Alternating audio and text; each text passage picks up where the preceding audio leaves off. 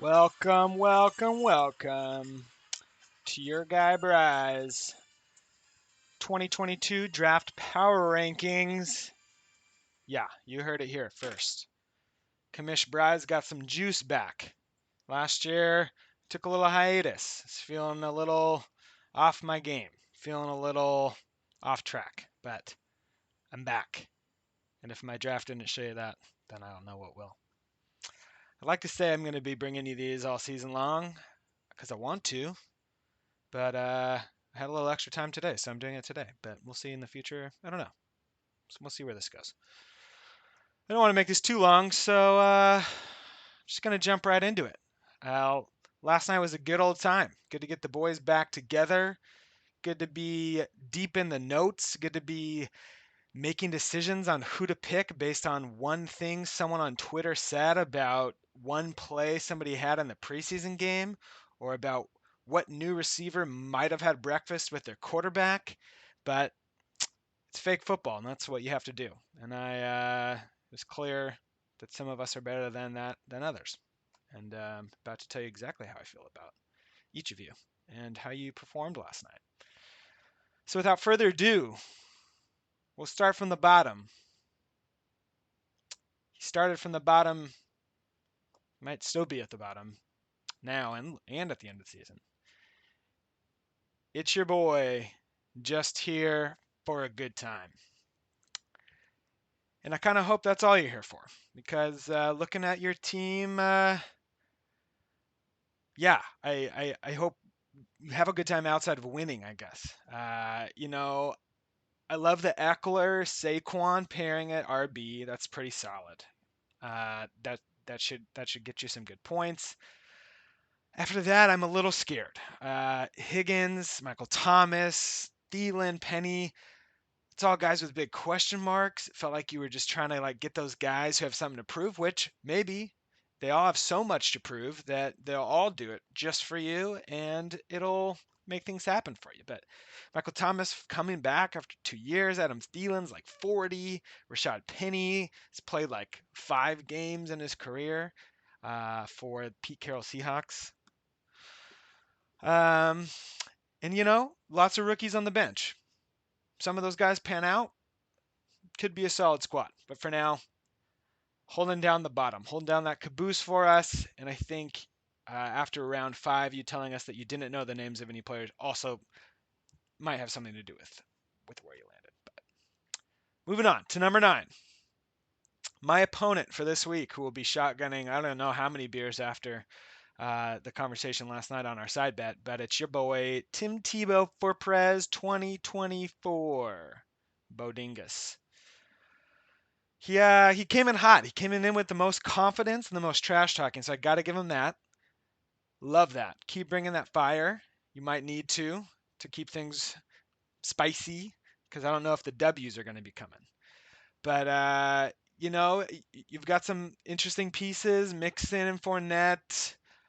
Mixon's going to get the ball a ton because they decided they don't want to let Joe Burrow just throw the ball a lot. Interesting move. Mahomes obviously should be really solid, and Cooper Kupp as a keeper is pretty nice. Where I start to veer off course on your plan, McLaurin having Carson Wentz throw him the ball feels dicey. Cordell Patterson, he's like maybe older than Adam Thielen. Tyler Lockett, the second receiving option from Geno. Uh, I know you might have just picked him to make James Ray mad, and that worked. So props to you for that. And then Melvin Gordon is just on his way to becoming second fiddle to Javante Williams in Denver. But I do like that George Pickens ad on the bench. I was definitely eyeing him, and he could be solid and maybe a good keeper for you next year. All right, number 8, the Monday Night Misters. I'm gonna need some more Monday Night Miracles from you this year, I think, with this roster construction. Those mock drafts you said you spent all morning on, were they? What happened there? Were they better than this? Did it not go as planned? Were you just hoping to pick guys who aren't looking like they're playing on bad teams? I mean, Travis Etienne, I interesting, fourth round or third round. I forgot where you got him. Second round, dicey, little dicey for me. Urban Meyer's gone, so maybe it'll be a game changer and they'll actually have some kind of offense. I do like the Russ and Cortland Sutton stack. That is by far the best thing you got going for your squad. Uh, on the bench, I do like the Kadarius Toney pick. Cole Kmet could be a top maybe 7 tight end this year, so that's not bad. And Sky Moore was a guy I was eyeing as well, so I like that. But Kyle Pitts a little high. Iffy. Marcus Mariota throwing him the ball, it might be his only option, but that team's going to be rough. Clyde Edwards-Helaire, they've got like 4 running backs there they like, and he's on thin ice. As soon as he's bad, I think he's going to drop. And Miles Sanders, that dude's been healthy for like 24 hours of his life. But who knows? I'm just a guy. Spitting fantasy truths. Obviously, you can tell this is all very scripted and really well produced. So, and no, I'm not spending the time to re-record anything or edit. So you're just getting it. You're just getting Commish Bry on the fly. All right, number 7. Your boy Trubisky. Realize I just have started everyone's power ranking with your boy, so I'm gonna try to be more creative here on the last 6. Chris Cummins had that number 10 slot turn. Not not my fave. That's rough, but getting into the number 7 spot with the 10 turn, the double pick, that's pretty solid. I mean, you got Justin Herbert, who could easily be a top 2, 3 fantasy quarterback this year, so that's good. Keeper of Jamar Chase, love that. 4th round is a good deal for him. Devontae, not a bad guy to get on that turn as well. Interesting. It'll be interesting to see him in Oakland, Las Vegas, with Carr throwing him the ball instead of MVP Aaron Rodgers. Nick Chubb and Damian Harris as your kind of starting RBs. It's tough.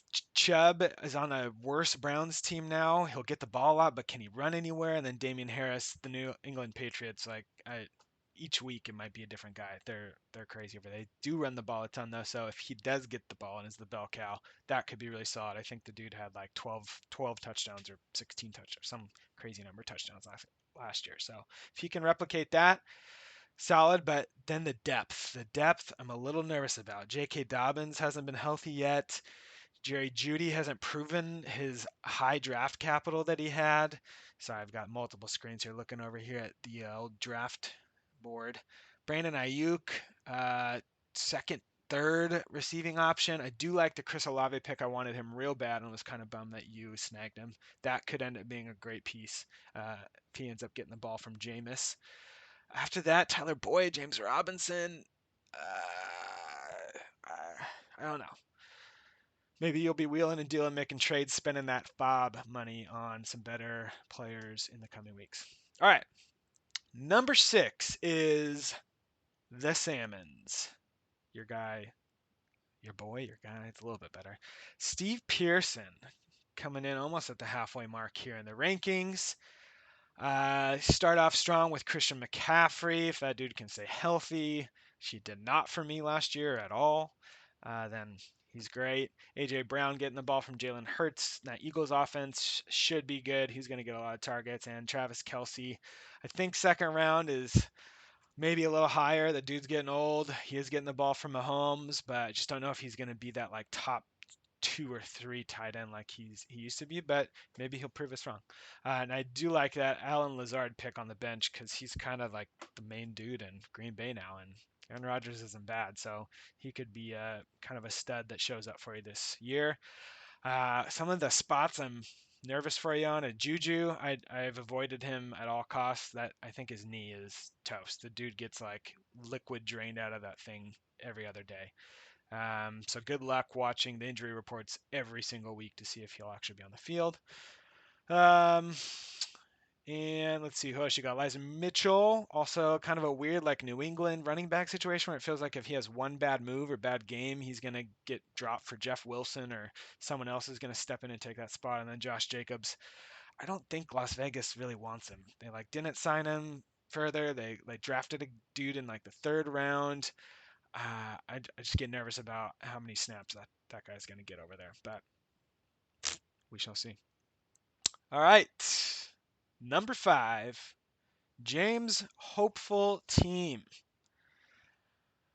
Hopefully, hopefully he has some hope because obviously at rank number 5, I'm middling on how hopeful he should be.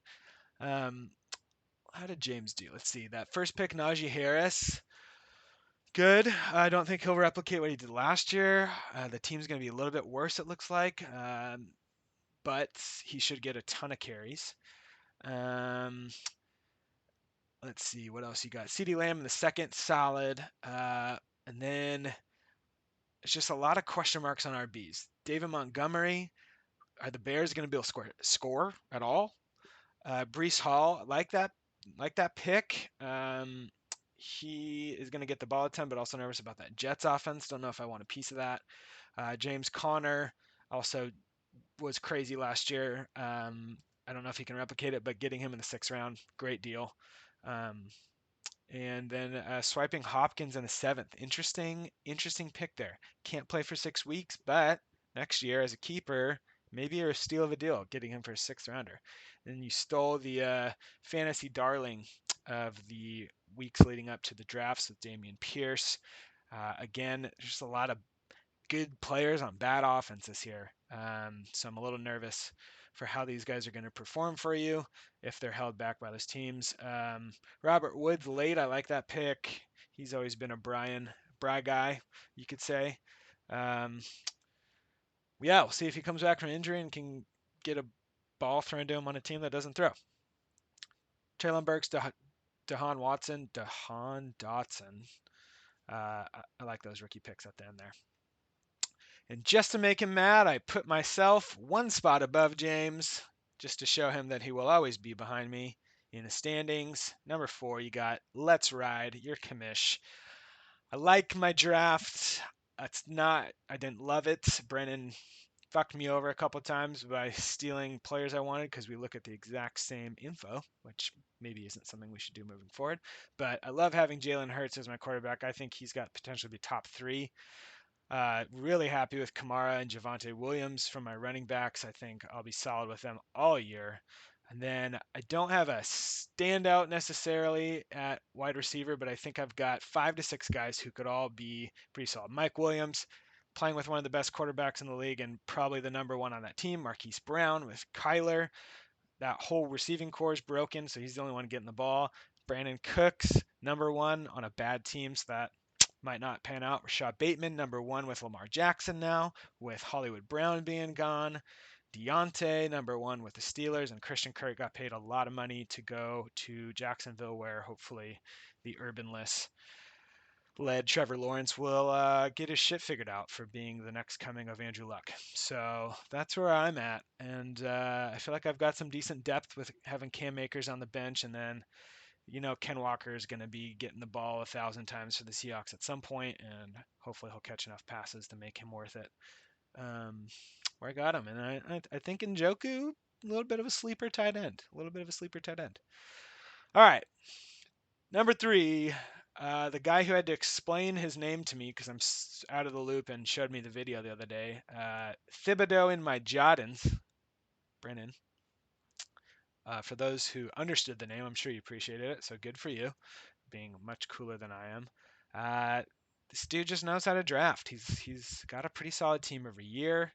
Keepers of Josh Allen and Darren Waller, not bad at all. You have one of the best quarterbacks in fantasy. Dalvin Cook and Aaron Jones is an incredible pairing at RB. And I think, as you would say, to your receivers, maybe not your favorite part of your team, but DJ Moore, going to get the ball from Baker Mayfield. Good. Allen Robinson, really pissed you took him. I think that's a great pick.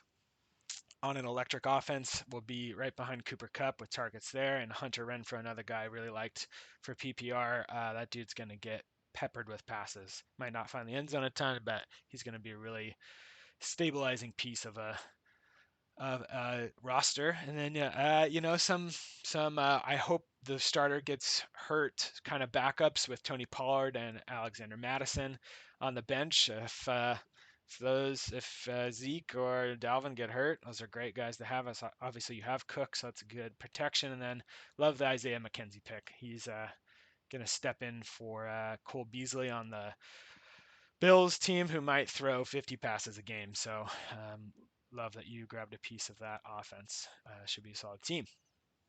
Number 2, the Pandalorian. One of my favorite names. Bry, good work. Um, solid team for the guy who won the whole thing last year. Derrick Henry at that number 1 pick. You're braver than I am.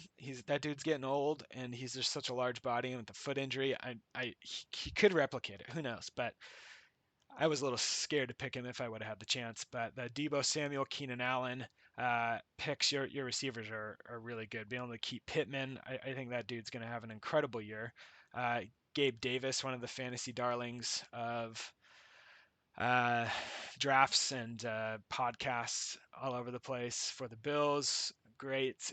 Godwin, if you can get healthy and Brady's arm doesn't fall off, love that. And if Tua keeps taking steps forward, then Jalen Waddell, another great pick.